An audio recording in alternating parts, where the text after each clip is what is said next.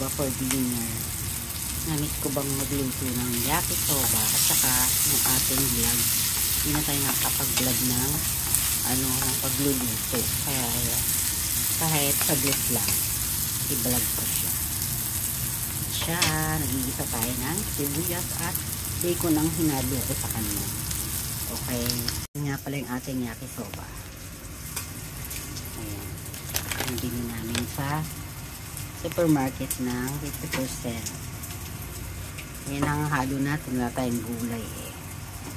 Lagay ko na siya. Halo-haluin lang natin. Tapos lalagyan natin ng konting tubig para maano yung niya. Yan yung ilalim. Okay, later ulit. Haluin ko muna siya, ha? Medyo maano yung yung soba niya.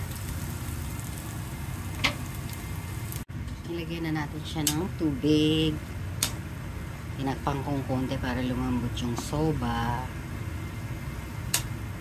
Para siyang pasta, no? Pero siya, looks yummy na siya. Amoy yakisoba na siya.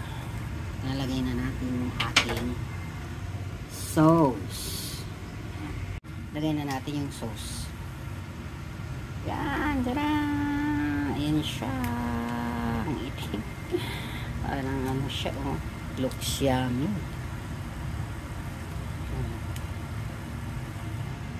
Saluin natin ng konti. Yan na siya. Oh, yakisoba ng Japan. Haluin muna natin, ha. Pakita ko yung finished product sa inyo later. Ready to serve. Finished product ng ating yakisoba. Ililipat ko lang siya sa plato. Tapos pakikita ko sa inyo.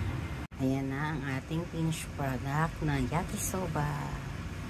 Super sarap niya ba? Ang sarap pala ng na yun, ng sauce na yun. Siya. Ang sarap din nung nung pinaka-main niya, yung pansit. Ang lambot. Pahabol nga pala ako ng gyoza, pinirito ko. Pa-partner ko siya ngayon sa yakisoba. Let's eat! Super, crispy. Yung ibabaw.